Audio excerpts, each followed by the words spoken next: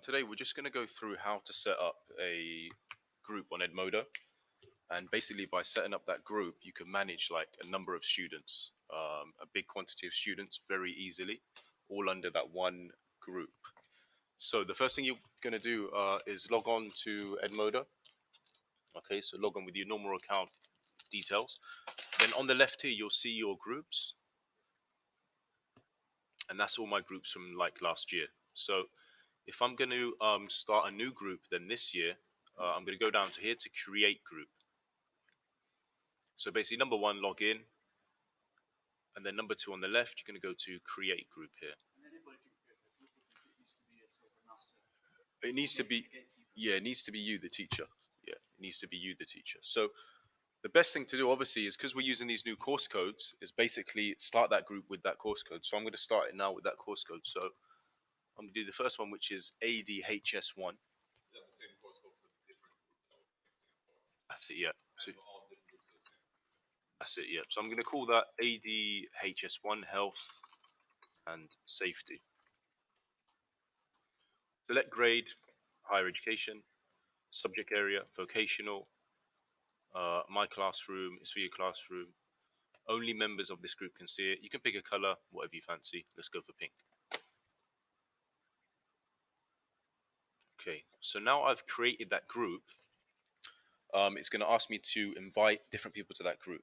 Okay, so basically it'll give you this group code. So all you do is get your students to sign up to Edmodo themselves. Now be careful, when students sign up to Edmodo, it will say, do you want to sign up as a student or a teacher? If they press teacher, it's all going to go wrong. So just when you tell them to sign up, make sure they click student. Write this code up on the board. This code you can see in the middle, write that up on the board, and they'll just type that in when they're signing up, and they'll automatically be added to your group on Edmodo straight away. When they sign up, they automatically add to the first group you sign up for. That's it. Excellent. Yep. And then after that, you give them the code or you send out emails to them? After that, they'll be in that group. So they'll start signing up. It'll say, what's your name? What's your email? Do you have a group code? Yeah. Yeah, and they'll be signed in. For the second group, or should I just let you get to that? For the second group, you're going to do the same process. But if they're already signed up, like you said, you're just going to give them a new code to type in. Then they'll be part of two groups. But I'll show you that in a minute. All right. So, sorry, Yes, sir. Yeah. when the students actually log in, does it automatically come up with the screen to ask you for a code? Yeah. The first time they sign up, it will say, what's your name? What's your email? What's your group code? What about existing students? Existing students, I'll go through that in a bit. Is that all right? Yeah. Cool. So that group code's done. You can do it by email as well. So like sometimes when I'm doing classes, I'll invite you guys by email.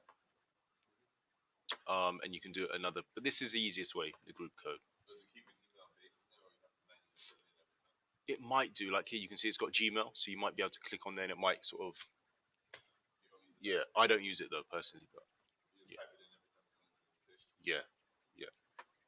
But it might have updated itself, Edmodo, in the last few months. I know they've added like extra features. So we can try it, see. No, I think you're gonna have to type it in or kind of log in through here. Choose contacts from your email provider. You send invites only to the contacts you choose. Yeah. Okay. So yeah, so you definitely can do it. But I'll let you guys figure that out, when you do that yourselves. So yeah, so that's it. So now I've got this new group now. You can see that in pink. ADHS1, Health and Safety, Mr. Barnes Hines, Higher Education, Vocational Studies. So now that's my base now to manage these students, because obviously That's gonna be a fake screen now, that's it. that's the homepage now. That's the homepage. And that is, so say I'm teaching 6 groups this same course. I don't need to change that. I don't need 6 of these. I've just got this one place, this one virtual environment now that everyone's going to tune into. And that's the benefit of having this. Because obviously you don't want to be doing things twice, 3 times, 4, 5, 6 times. You want to make your life really easy. So that's my base now. So obviously you guys have used this system before. You can set assignments, you can set quizzes, you can set polls. The main thing is whatever you set is going to be there across all 6 groups. So if one group comes, hi Mr. Dominic, what we're doing today, we're doing assignment task 1. Next class comes, assignment task 1. They're all doing the same. So if we look at my old groups now, here on the left, I can see all my groups here. And if we look at one of my older groups here, let's have a look at this, 27 and 39. I can see it's got 13 members.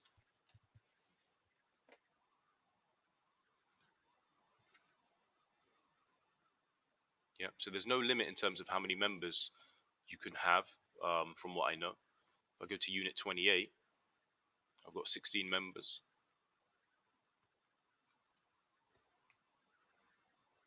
I think one of them more recently, can't remember which one it was.